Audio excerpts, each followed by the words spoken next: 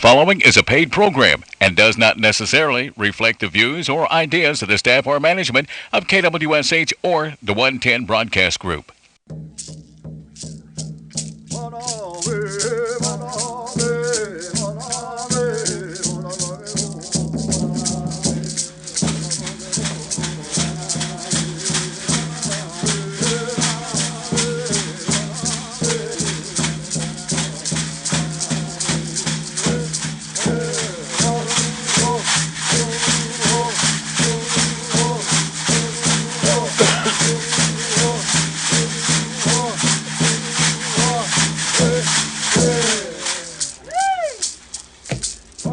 Good morning and welcome to the Seminole Nation radio program. I'm your host, Edwin Marshall. It's good to have you back here with us this beautiful May day. We're about in the middle of May, and somebody just reminded me we're getting closer and closer to summer, and you can tell it outside. But anyway, it's good to be here today. Good to be back with you.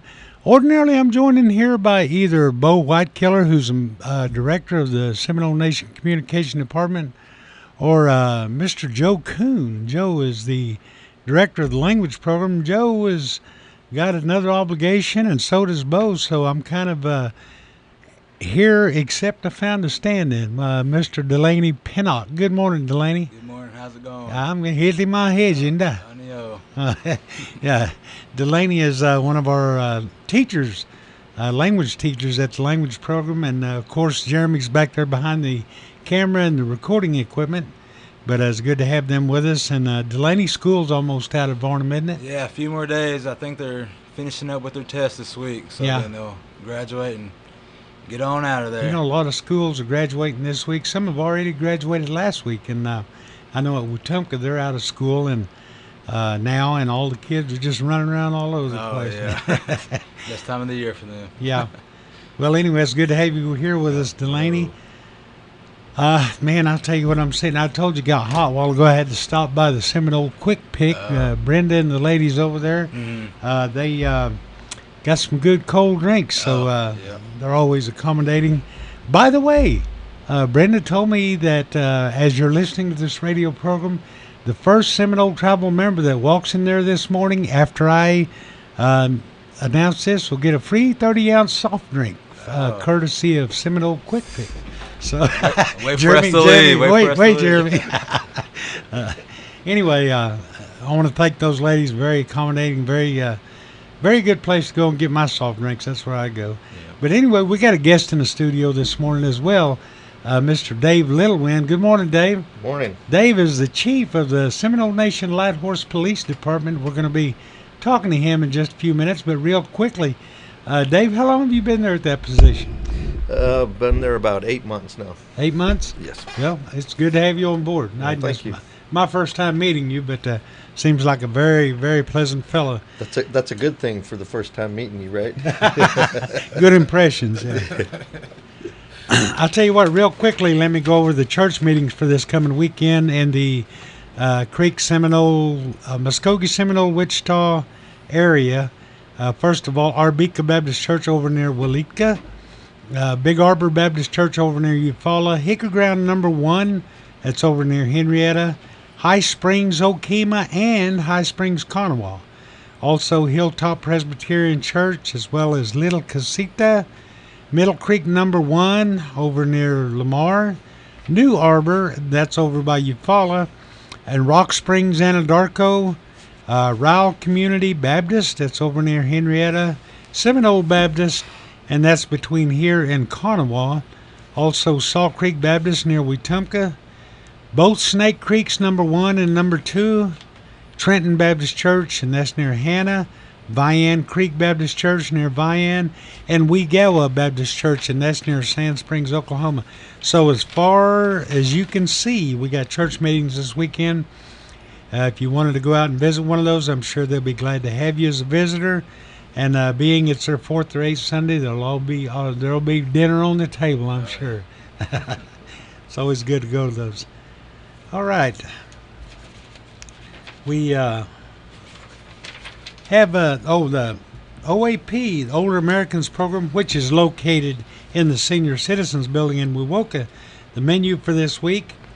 Today they're having ham with macaroni and cheese and salad and peaches. Tomorrow will be cabbage with smoked sausage, bread, salad, chocolate delight. Oh, I love that stuff. Yummy. Then on Thursday, Delaney, look here, Indian tacos, Yummy. beans and salad, cheese and cookie. Then on Friday, as they do every Friday, it's breakfast. From 8 o'clock to 9 o'clock, they're going to have boiled eggs, sausage gravy, biscuits, cereal, and milk. And then next Monday, it's going to be the monthly birthday. They're going to have fried chicken, mashed potatoes with gravy, beans, birthday cake. Oh, man, that's going to be a good one. I got to try to get over for that one.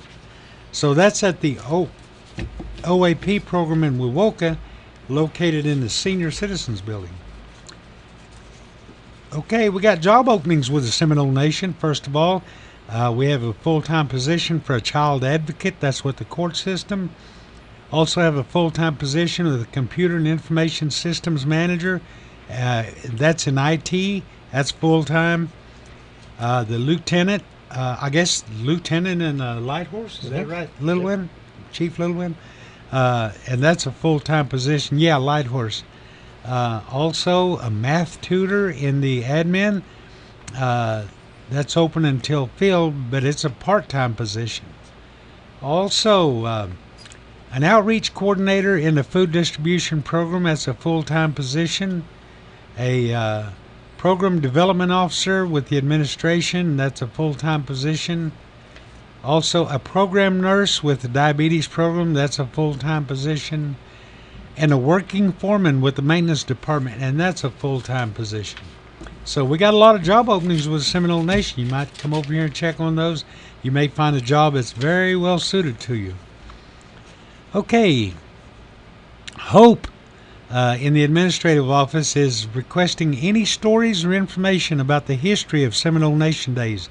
They're putting together a historical perspective that they're going to put in the booklet for Seminole Nation Days. You can get a hold of Hope at 405-257-7207.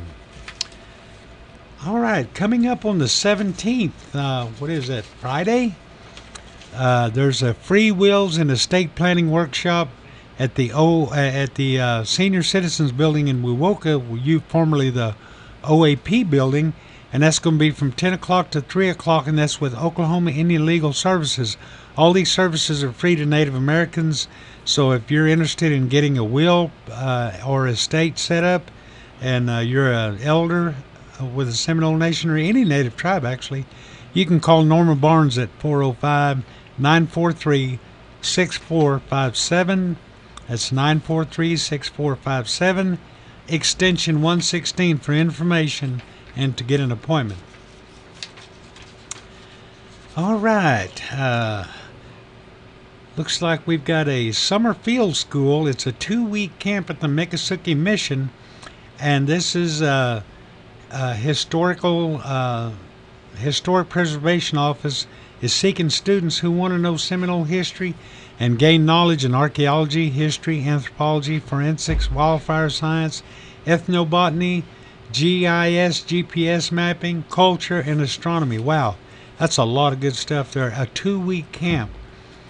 And it says 2-week camp, but it says July 8th through the 11th. Or probably, July 8th through the 11th at Miccosukee Mission. And then July 21st through 26th at Tallahassee, Florida. And then August 5th and 6th back at the Miccosukee Mission. Wow, this is quite an opportunity. This is must be a high school junior or a senior or a college student to qualify. You can contact Seminole Nation of Oklahoma Historic Preservation Office, Joy Moldenhauer, 405-234-5218. This is a chance for high school students to not only have this great history course, 2-week history course, but also a free trip to the Miccosukee Mission in Florida. All right. Also, the Seminole Nation of Oklahoma Language Department presents a Muskogee Language Forum. That's going to be Friday, May 24th. at the Pomahaga School at 7 miles north of Seminole Highway 99 and a quarter mile west on East-West 1170, or 4 miles south of I-40 on State Highway 99 and a quarter miles west on East-West 1170. Everyone's invited to come discuss kinship roles and the importance of family relations in the traditional Muskogee Seminole Creek societies. Also, lunch will be served, and this is going to be from 11 to 2 o'clock, so come on out and join the discussion. We've had some real interesting meetings with those. All right, the Seminole Nation Division of Commerce is looking for online store vendors, looking for tribal members that are interested in selling their handcrafted items on an online virtual store. If you're interested, you can contact Molly Ely at Seminole Nation Division of Commerce. I don't have a number here, but if you'll just call the tribe, they'll give you the number or transfer you. Okay, if you're looking for an opportunity to increase or obtain job skills over the summer months or in the fall, you're 18 or older, Native American, you live in Seminole County, the job placement and training staff will be at the Gordon Cooper Votech Center Seminole campus on Wednesday or wow. We've already passed these dates. I'm sorry. We'll move on to the next announcement. Looking for Native youth ages 18 to 24 for summer employment, June 3rd through July 19th.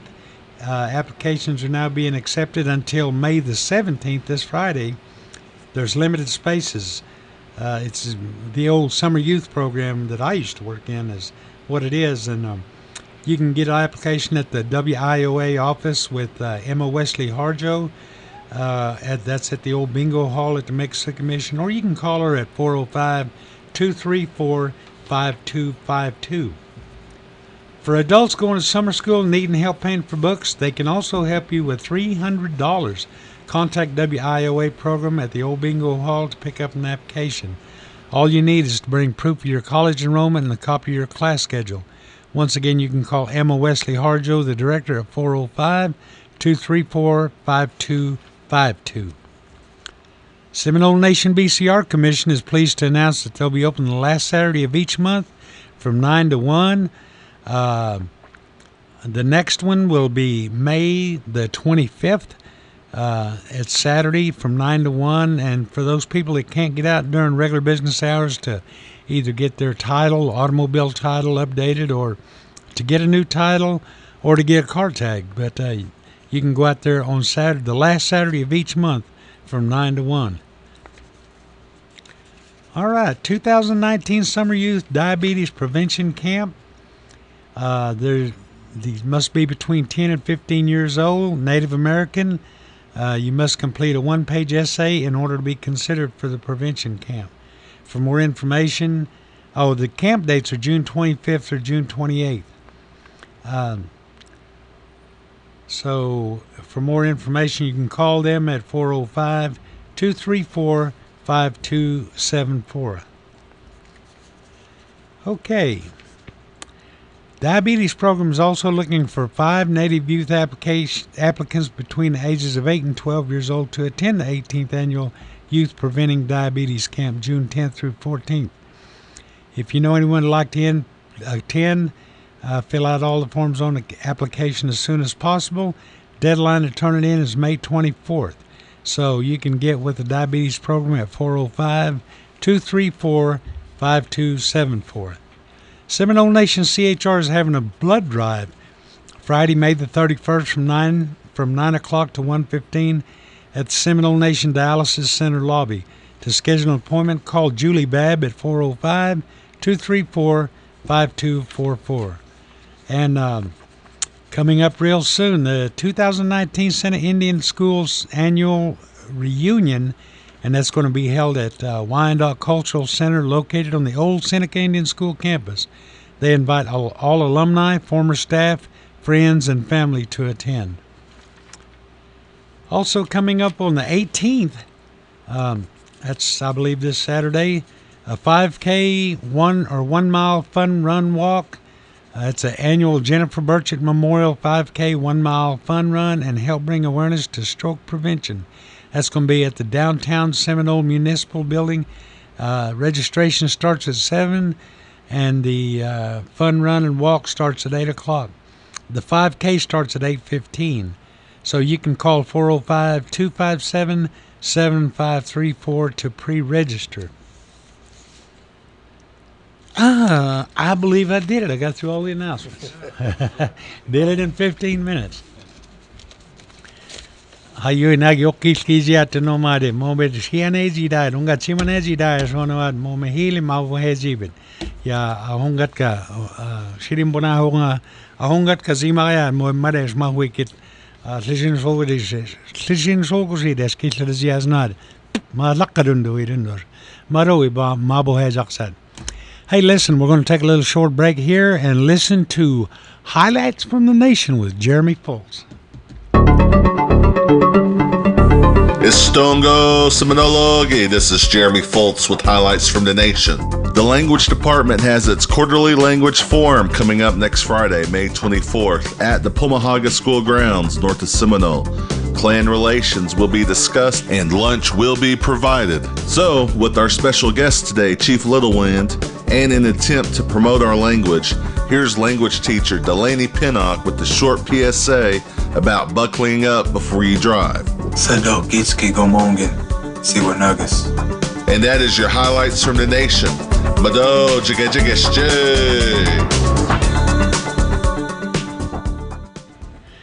Style in Oxford, Delaney. She was nice, Maggot. Mado. Jeremy's telling you to buckle your belts before you drive. So, hey, that's good advice, isn't it, Chief Littlewind? That is very good advice. All right. Once again, Dave Littlewind is with us here in the studio. It's good to have you. Like I said, it's the first time I've met you. Very pleasant fella. Let's just always keep things on that term. Yes, sir. I'll tell you what. You're doing some things over there at the Lighthorse Police Department that I guess it's maybe overdue a little bit, and some of it is things that people have done in the past, but I think you're just renewing some things in some cases where you're working on some cross-deputization agreements, I understand. Yes, sir. We have, I think, 6 cross-deputizations now. They had some in the past with the... is that fun? Good? Okay, they've had some in the past with the Seminole County. We renewed that. They hadn't had it for about 4 years with Shannon Smith, sheriff over there, and his crew. They've got 15 or so deputies there, and by being cross-deputized with them, that allows us to have them respond to calls that we can't make it to. So how many personnel does the Seminole Nation Lighthorse have? We have 10 sworn officers. Okay, that makes 25 in effect, right? Correct. You know, Chief Littlewind, I've heard the argument that cross-deputization is kind of like, I guess they allow, what's the word I'm looking for? When a tribe is self-sufficient and they allow other entities into the tribe that kind of weakens their sovereignty or something like that. But in effect, it kind of like allows you to use your sovereignty to strengthen your abilities in law enforcement, right? Yes, sir. Before I became the chief of police here, I retired as the assistant director for the BIA law enforcement. So I was a supervisory special agent out of Washington, D.C., and we always tried to encourage tribes to get those cross-deputizations because, as we know, the bad guys, they don't see any boundaries. They don't see any races. They don't see anything. And so we try to have the tribes to do that because it extends their jurisdiction. It extends their sovereignty. Right. And basically employs others to help. And without a cross-deputization agreement, it kind of limits and restricts your abilities to step over the line and see, but like you said, the bad guys, they don't see any tribal boundaries. They just go from one to the other. And without those agreements, it's hard to investigate and work those cases. But with a cross-deputization agreement, it's just as if you're all on one force, right? Exactly. Yeah. And we, working with Chief David Hansen, Seminole City, we did our cross-deputization a couple of weeks ago with them, and that's the first time in history that we've ever been cross-deputized with with the city of Seminole. How many law enforcement entities beside the Seminole Nation are there in the Seminole County area? You have Kanawha, Wewoka, we've already cross-deputized with. Sasakwa area, which is covered by the county and us. And then you have the Creeks, the Chickasaws, the Sac and Fox, Potawatomis, and Hughes County. They all border. Okay. All right, that's great. And, like you said, is Kanawha, or is that one that you're waiting to? We're working with Kanawha and actually Maud. We're working with both of those cities and with their city governments. With a small town like that, it would probably be to their advantage that they'd have a cross-deputization agreement. So hopefully that'll come to be soon. Yes. Yeah. And then with the Creeks, we have a really good working relationship with Chief Robert Hawkins up there, and so as you know, that their jurisdiction cuts a slice out of Seminole County, and so now we're cross-deputized with them also. I was curious about that one day, but I noticed that the Creek jurisdiction goes right up to the back door of the Wewoka Courthouse, the Seminole County Courthouse. That alley that lays behind the courthouse is the boundary for Creek jurisdiction. So the jail itself is in Creek jurisdiction. Yes. And, yes. A lot of people don't realize that just due to maybe some misunderstanding and unclearness that the Seminole complex is actually in Creek jurisdiction, but they have an agreement regarding that complex and everything. Those agreements are what allow us to work with each other, and keep things clear. So that's a good deal. Nobody knows that half of Wewoka is in the Creek Nations. Yes. Yeah. Hey, let's talk about you a little bit. When I first heard your name, I thought, that guy's not Seminole. His name's Littlewind. And actually, I thought maybe you were Sioux or something like that. But actually, tell me what your tribe is again. The Mescalero Apache tribe. Mescalero Apache. All right. All right. Those are the guys like Charles Bronson and all those guys in the movies. I was watching a movie last night. His name was Captain Jack. I think there was a Apache, Captain Jack, that he played that part, and I was watching that movie, and I thought, why didn't they ever use real Apaches?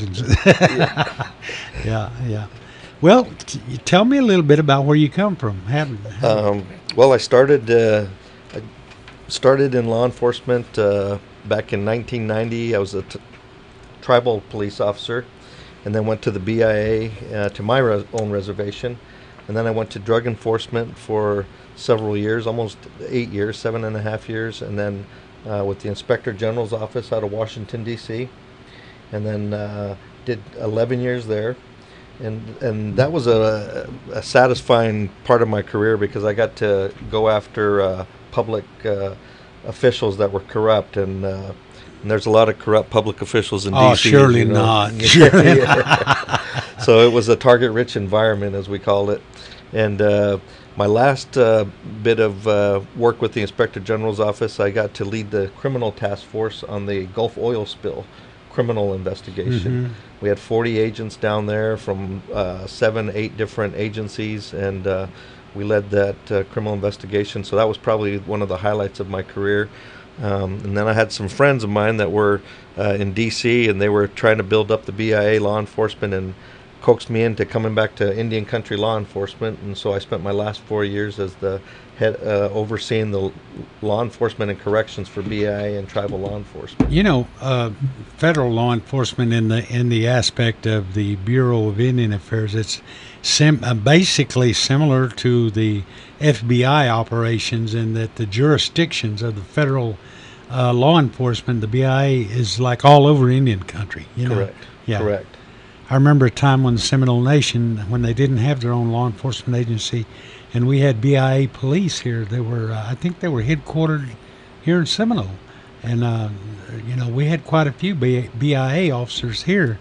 And so I think that, like I said, it's, and it was because of the assistance of the BIA that a lot of tribes were able to become autonomous with their law enforcement and create their law enforcement agencies. Yes. The requirements to be a Lighthorse officer are actually a little more stringent than, say, the local law enforcement. Isn't that right? Yes, we by taking federal funds, any tribe that takes federal funds, which almost all tribes do, to keep their federal tort claim coverage. Even the rich tribes like the Gila River tribe out of Arizona, the Navajo Nation, the Pima, Salt River Pima tribes that are really robust and put in, almost all 90% of their own money into their law enforcement, they still collect government funds so they can keep that federal tort claim coverage. Right. And so they're covered under the federal. So that's one of the things. But once you become or accept those federal funds, then you're bound by the BIA, Bureau of Indian Affairs, policies and procedures, and they are stricter, and you have to have that. As well as training requirements. Exactly, yeah. the training and the background clearance. Yeah, you guys just can't go down here to Cleat and Ada and get certification. You got to go to New Mexico, right? Well, there's two. New Mexico has just recently, in the last few years, they've recognized Cleat because Cleat has upped their standards, and so they do recognize Cleat. In fact, we have two Cleat participants right now that are Seminole. They're Seminole tribal members. Okay. And they're police officers, but then they'll have to go to an add-on for the BIA to be Indian Country Jurisdiction certified. Right, right. Yeah. You were talking about Chief Hawkins over to Creek Nation. I know that I think every one of his officers are all federal certified, or that's the requirement. Yes. They may be new and not yet, but they will be.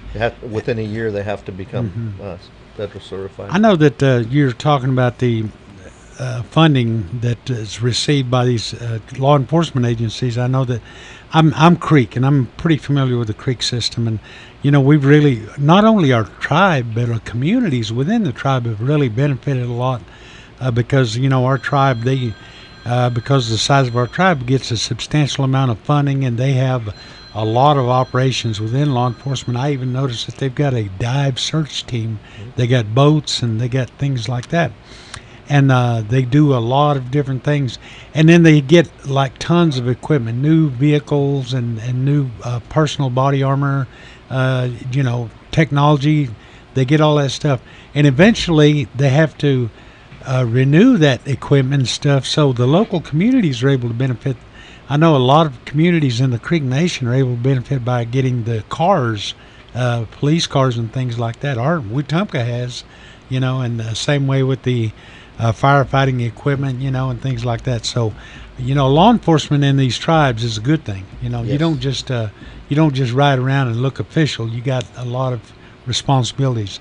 I've read a lot of stories over the years where you guys have been involved in major investigations, and in some case were the agency that solved the investigation. Yes. Yeah. Yes. All right. Well, I tell you, it was good having you on here this morning. Tell us a little bit, really, before I let you go. Tell us a little bit about the structure of your organization. I know that you're the chief, but you have an assistant chief, and who are your officers? Okay, I have my captain of police is D. Deathridge, and he's local here. He lives over by Varnum. His daughter, just to give a shout out to Dee's daughter, she's going to play basketball for Randall College, and she was state champion. Hey, basketball. A lot of kids are going to college this year. They're getting scholarships. A lot of Seminole members. That's good to hear that. Yes.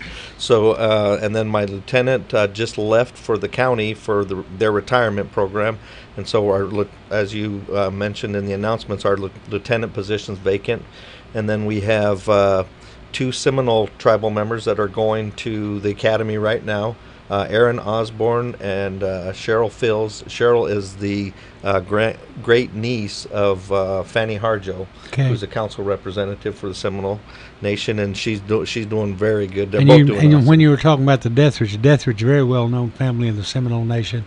They've also had a lot of members they've had members on the tribal council. Yes, yeah. Yes. And then we have Alex Bohannon. We took him from the Potawatomi tribe, but he is Choctaw. And we have Brittany Hale. She's from Okemah, and that kind of rounds out our staff right there. And then we have Ray Joyner. You ain't gonna mention Erica? Oh, Erica Tiger, she runs the office. She's the brains behind all of us. Erica's been there. You're in trouble now. Erica's been there for years. She's been there for 15 or so years, and she was there when the BIA had it, and when they transferred over. So she has been the backbone for that of our department. So. I used to have a friend over there, Willie Williams. Where did he get off to? Willie is actually, he's the school resource officer and works for the college. Oh, okay. So he works for Seminole State College as a police officer, and he's the school resource officer for Seminole City. Got all his training with the Seminole Nation. And he's currently a council representative now, so that keeps him busy. Yeah. And I've met with Willie numerous times, and he's given me a lot of great advice and helped me out a lot. So. Yeah, he's very knowledgeable. Once again, it was good to have you here this morning, Dave Littlewind. Delaney, you got any final words, anything you want to impart with us, some of your wisdom? Iho pasleneje ahto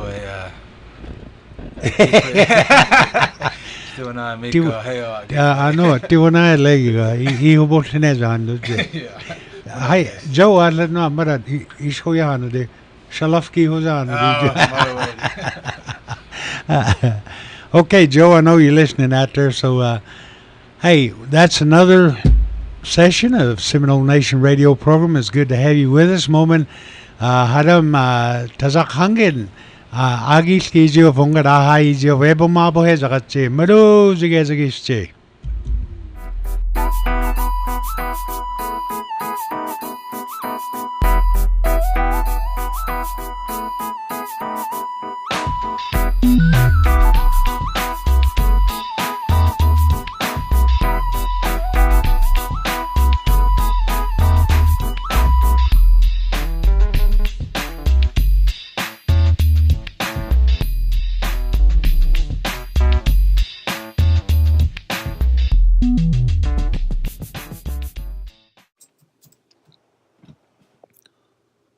Jeremy, I think my hard drive just crashed. You should call Chris at Premier Technical Solutions. Who's Chris? Chris, his phone number is 405-303-2298. He works on Mac, PC, and Linux. I'll give him a call right now. Call Chris today, 405-303-2298.